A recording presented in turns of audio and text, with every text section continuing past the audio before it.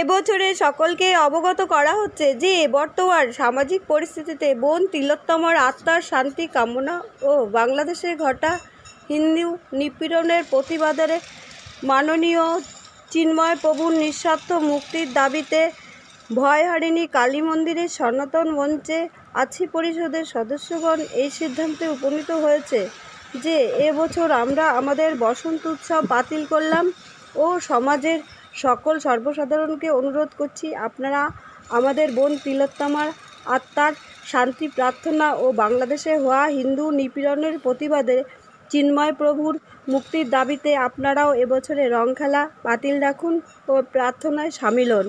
ধন্যবাদ আনতে শঙ্খ চ্যাটার্জি।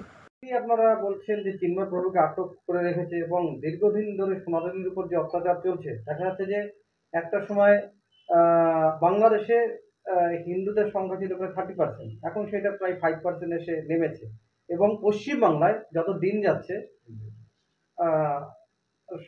যারা সংখ্যালঘু তাদের সংখ্যা বাড়ছে। এটা আপনারা কিভাবে দেখছেন? দেশ ভাগ হয়েছিলটা কেন? দেশ ভাগ হয়েছিল মমতা বন্দ্যোপাধ্যায় সবুজ সাথী সাইকেল দেবে, সেই সাইকেলে চড়ে ও দেশ থেকে সমস্ত সবাই এসে এখানে ঘুরে ঘুরে কার্নিভেল দেখবে, তার জন্য তো দেশ ভাগ হয়নি। দেশ ভাগ হয়েছিল কেন? কন্যাশ্রীর টাকাটা পেয়ে মেয়েরা সুন্দরভাবে সেজে গুজে রেড রোডে বসে মুখ্যমন্ত্রীর রঙ্গ তামাশা দেখবে, তার জন্য তো দেশ ভাগ হয়নি। দেশ ভাগ হয়েছিল ধর্মের ভিত্তিতে। দেশ ভাগের সময় পরিষ্কারভাবে বলা হয়েছিল আমাদের আর ওদের আচরণে পার্থক্য, আচারে বিচারে পার্থক্য, খাওয়াতে খাদ্যাভ্যাসে পার্থক্য, সবেতে পার্থক্য, আমরা কোনোভাবে এক হতে পারি না।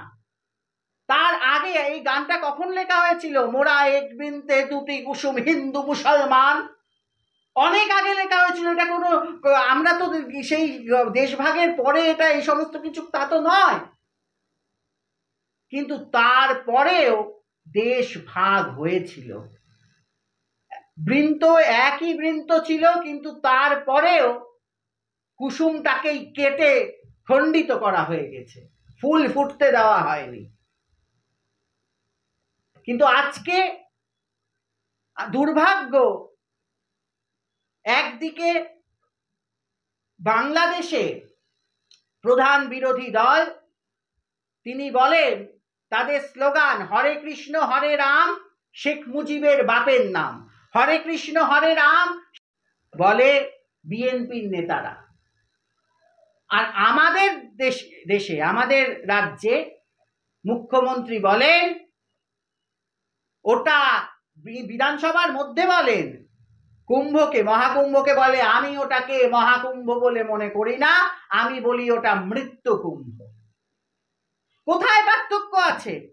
মুখ্যমন্ত্রী সরাসরি বলছেন যেই গরুটা দুধ দেয় তার লাথি খেতে হয়। উনার মন্ত্রিসভার গুরুত্বপূর্ণ সদস্য কলকাতা শহরের মেয়র, তিনি বলছেন কলকাতাকে মিনি পাকিস্তান বানিয়ে দেব। কোথায় বাস করছি আমরা ভাবতে হবে। আমি তাই জন্য বলেছি এখনো 1 বছর আছে, মুখ্যমন্ত্রী আপনি সাবধান হয়ে কথা বলুন। বিধানসভার মধ্যে বলেছেন আমরা সেদিন আশেপাশে ছিলাম না, দূরে ছিলাম। যদি থাকতাম, সেদিনকে আমরা যদি কলকাতায় থাকতাম, আমি বলেছি, আগেও বলেছি একাধিকবার, আপনাকে বাড়ি থেকে বার হতে দিতাম না। সেদিন নাগা সাধু নিয়ে গিয়ে বিধানসভা ঘেরাও করে ফেলতাম, আপনাকে বিধানসভা থেকে বেরোতে হতো না, শান্তিপূর্ণ অবস্থানে বসতাম আপনারা সকলে, দেখতাম কত পুলিশ আছে আপনার, কত রাজ্যের পুলিশ দিয়ে আপনি আমাদের তাড়ান। যখন যেখানে যা ইচ্ছে তাই বলা চলে না। হুঙ্কার আমরা দিচ্ছি, মুখ্যমন্ত্রীকে সাবধান করছি। বাংলাদেশে যে ঘটনা ঘটছে আস্তে আস্তে তো মানে আমাদের পশ্চিমবঙ্গ হতে যাচ্ছে, মানে সে ঘটনা ঘটেছে, হিন্দুদের মন্দির মসজিদ সব ভাঙা হচ্ছে, এটা আপনারা কিভাবে দেখছেন? দেখুন, একাধিক দিকে মুসলমান শুধু ব্যাপার নয়, আপনাদের আরো একটা তথ্য দিয়ে রাখি, বহু জায়গায় খ্রিস্টান কমিউনিটির নাম করে হিন্দুদের ধর্মান্তরণ করা হচ্ছে, প্রশাসন চুপ করে বসে আছে, মন্দির ভাঙছে, যা পারছে তাই করছে। আমরা নিজ দেশে কিছুদিন আগে খ্রিস্ট ধর্মের সর্বোচ্চ আসনে যিনি অধিকার করেন, শ্রদ্ধেয় পোপ ফ্রান্সিস, তার শারীরিক অবস্থার অবনতি আমরা সবাই জেনেছিলাম। সে সময় বহু চার্চে প্রার্থনা হয়েছে, কিন্তু বাংলাতে এমন বহু জায়গা আছে, আমি নাম করে বলছি, ব্যারাকপুরের দিকে প্রার্থনার নাম করে হিন্দু মন্দিরগুলোর দখল পর্যন্ত নেওয়ার চেষ্টা চলেছে। অনেক জায়গায় এসব ঘটনা ঘটেছে। আমরা তো স্বধর্মের স্থিতি, পরধর্মে সম্প্রীতি দেখাতে আমরা জানি। সম্প্রীতি কাকে বলে আমাদের থেকে বেশি ভালো কেউ জানে না। আজকে আমি আমার এই সনাতন মঞ্চের আসনে, আচার্যের আসনে বসে পরিষ্কার আপনাদের বলে দিতে চাই, আপনারা মাথায় রাখুন, এখনো সময় আছে। সবার আগে ঘরের ছেলেটাকে ধর্মপথে চালনা করতে শিখুন। দুপাতা গীতা পড়ান, দুপাতা বেদ পড়ান। আমাদের মূল ভিত্তি 18টি পুরাণ, 4 বেদ, উপনিষদ, আগম, শ্রুতি। এই টোটাল বিষয়গুলোর থেকে আমরা যদি সরে আসি, ধর্মের অবক্ষয় আগামী দিনে আরো হবে। এখন তো আমরা বাংলা ভাষাটাকে না জানাটাও গর্বের মনে করি। সেসব বাবা মাদের আমি বলতে চাই, এরকমগুলো করবেন না। ছেলের আমার ইংরেজিটা জলের মতো আর বাংলায় থতমতো, বড় ধর্ম জলের মতো আর নিজ ধর্মে থতমতো।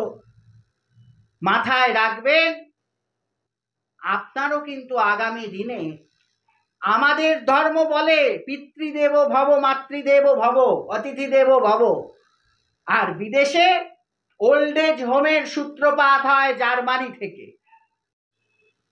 আমাদের বাংলা পশ্চিমবঙ্গ এখন তো আস্তে আস্তে মিনি পাকিস্তানের অনেক জায়গায় চলে এসছে।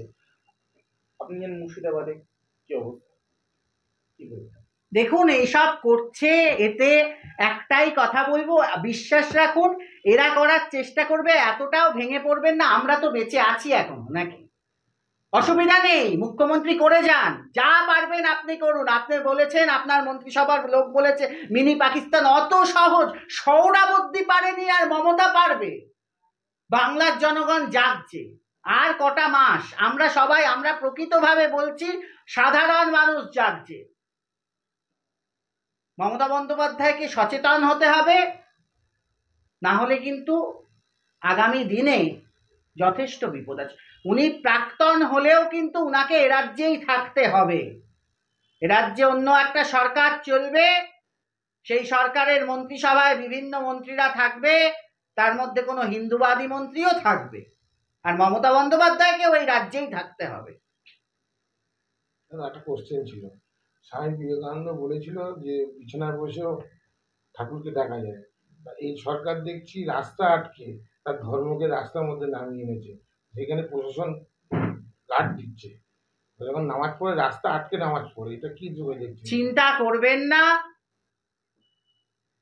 যখন মহামায়ার অভিশাপ পড়ে না, পাপের ঘোড়া যখন পূর্ণ হয়, ওই সরকারের মাথায় আছে ও রাস্তায় বাটি হাতে দাঁড়াবে। চিন্তা করতে হবে না, খুব তাড়াতাড়ি মুখ্যমন্ত্রী প্রাক্তন হবেন এবং তিনিও রাস্তায় দাঁড়াবেন। কিন্তু পার্থক্য এই, হাতে বাটি নিয়ে দাঁড়াতে হবে। হাতে আর ওই হাতটা এরকম চিত হাতেই থাকবে, আর কিছু থাকবে না। আমেরিকা অনেক পরে, আমেরিকার সভ্যতা অনেক পরে আসে। এইসব জায়গায় ওল্ড এজ হোম শুরু হয়েছিল অনেক আগে, তারপরে পাশ্চাত্য থেকে এখানে ভারতবর্ষে এসছে। আপনারা যদি কোনোদিন আরো সময় নিয়ে আসেন, আমি প্রিয় ইতিহাস বলে দেব। তাই আমি বলতে চাই পরিষ্কারভাবে, আমরা সমাজ এত অবক্ষয়ের দিকে এগোচ্ছে, সমাজ মা হারিয়ে ফেলছে, কর্মী পেয়েছে। এখন মায়েরা কর্মীর ভূমিকা পালন করছে, কাজের লোক রেখে দিচ্ছে, বাচ্চাদেরকে সেভাবে বড় হচ্ছে, তাই ঠিক বাচ্চারাও বড় হয়ে বৃদ্ধাশ্রম বেছে নিচ্ছে।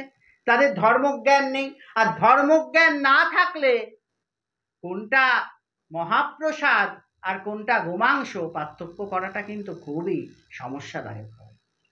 আচ্ছা দাদা, একটা জিজ্ঞেস করবো, যে বাংলাদেশে এগুলো মহাপ্রভুকে